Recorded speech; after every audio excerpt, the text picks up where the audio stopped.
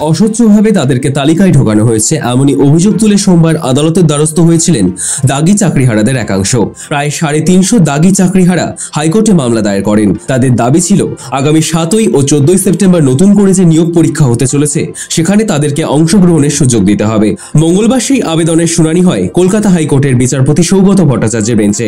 সেখানে দাগি চাকরিহারাদের ওই মামলা খারিজ করে দেন বিচারক। হাইকোর্টের তরফে জানানো হয়েছে এসএসসির তালিকায় হস্তক্ষেপ করার এটি উপযুক্ত মামলা নয়। মামলার শুনানিতে এদিন হাইকোর্ট প্রশ্ন তোলে, এতদিন তারা কোথায় ছিলেন? কার্যত বিরক্তি প্রকাশ করে বিচারপতি বলেন, সবকিছুর একটা লিমিট থাকে, এনাফ ইজ এনাফ। তালিকা প্রকাশ হওয়ার পরই কেন আদালতে আসছেন? সুপ্রিম কোর্টে স্পষ্ট নির্দেশ রয়েছে, তারপরেও কিভাবে দাবি করছেন যে অযোগ্য নন?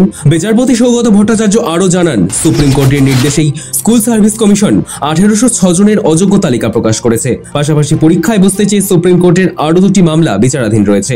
সেই মামলাতেই সুপ্রিম কোর্ট অযোগ্য তালিকা প্রকাশ করতে নির্দেশ দিয়েছিল। এই পরিস্থিতিতে হাইকোর্ট স্কুল সার্ভিস কমিশন যে তালিকা প্রকাশ করেছে তাতে হস্তক্ষেপ করা যথাযথ হবে না বলে মনে করেন তিনি। যদিও মামলাকারীদের আইনজীবী পাল্টা যুক্তি দিয়ে বলেন, যোগ্য অযোগ্য সমস্ত তালিকা প্রকাশ করা হয়নি, তবু তাদের অ্যাডমিট কার্ড দেওয়া হয়েছিল। পরে কেন তা বাতিল করা হলো সেটাই প্রশ্ন। শেষ পর্যন্ত হাইকোর্ট স্পষ্ট জানিয়ে দেয়, অযোগ্যদের তালিকা নিয়ে আদালত হস্তক্ষেপ করবে না। সুপ্রিম কোর্টের নির্দেশে দীর্ঘ টাল বাহানার পর গত শনিবার সন্ধ্যায় দাগি চাকরিহারাদের তালিকা প্রকাশ করে এসএসসি। প্রথমে 1804 জনের তালিকা প্রকাশ করা হলেও পরবর্তীতে আরো 2 জনের নাম প্রকাশ করা হয়। ফলে সর্বমোট দাগি চাকরিহারাদের সংখ্যা এসে দাঁড়ায় 1806 জনে। তবে এই তালিকা প্রকাশ হতেই একাধিক দাগি চাকরিহারাদের ক্ষোভ প্রকাশ করতে দেখা যায়।